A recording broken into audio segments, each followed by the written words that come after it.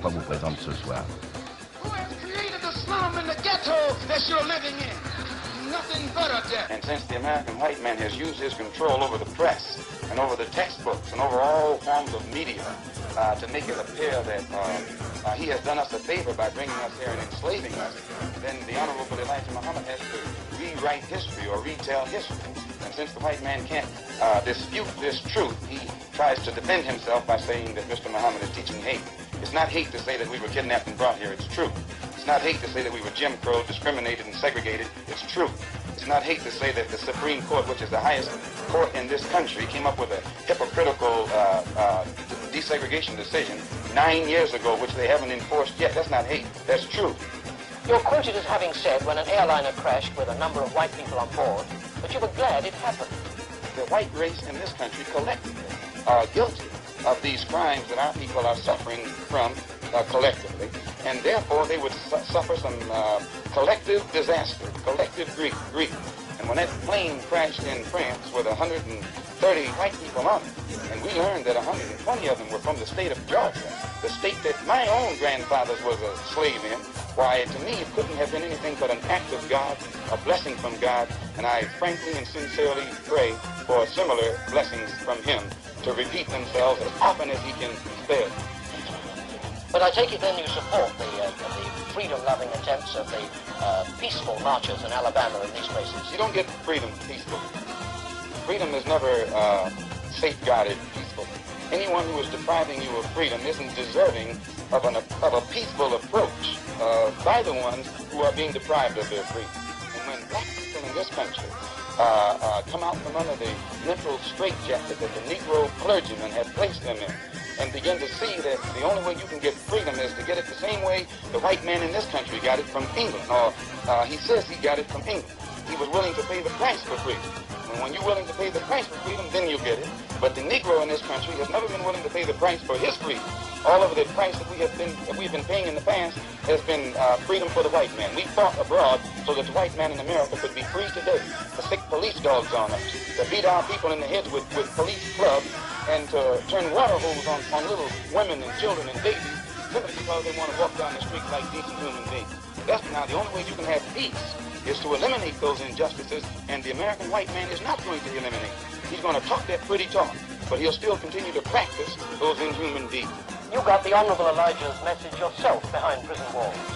When I was a Christian, I committed many crimes, and those crimes led to my own imprisonment, and also led to my being very atheistic, agnostic first and then atheistic. And it was only after hearing the religious teachings of the Honorable Elijah Muhammad that I became religious and was able to reform myself and rehabilitate myself. But I learned that after trying to reform and rehabilitate myself, that the American white man was more against me then than he was when I was a criminal, when I had criminal tendencies and was trying to carry out or practice his Christianity. Do you blame Christianity for your crimes? Christianity is one of the real causes of most of the condition that black people in this country are confronted with. It's the religious concept that Christianity has given Negroes in this country that makes us almost incapable of solving our own problems.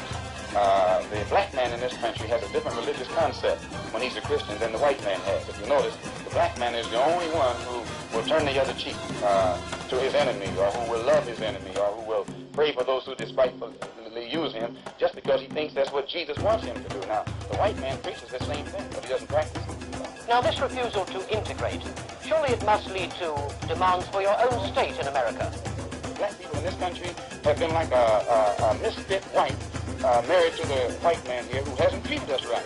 And today, since we have given up all hope of him ever changing, we want a divorce. We want a complete separation, but we want a property separation. And we think that the white man, we think that the American government should give us a property settlement, which means part of this country, which they robbed from the Indians with our help, and which they have worked up to make the kind of land that it is today.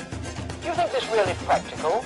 Don't you think that the future really lies with a peaceful transformation of the scene? If the American government, the Supreme Court, the President of the United States, the Congress and the Senate, and all these white liberals have said that they're for integration, and these Negroes haven't gotten any more integration than they have, well, that's more impractical than separation.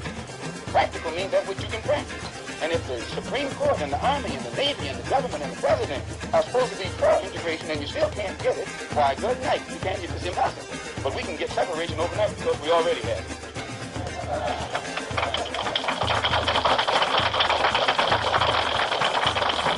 Mr. Malcolm, thank you very much. You're welcome, sir. I thank you for letting people over in Europe know what the white man in this country is doing to black people and the practices he's practicing when he accuses them over there of not getting their house in order. 20 million black people in this country have been just as thoroughly colonized by the American white man in a more shrewd, modern way than all of the colonized people in Angola, South Africa, or any other part of this world. But the white man over here hides his own dirt by constantly pointing toward Britain and France and Portugal and these other countries and accusing them of being colonial powers when he mastered colonialism before those countries ever knew what it was. Thank you very much. Thank you.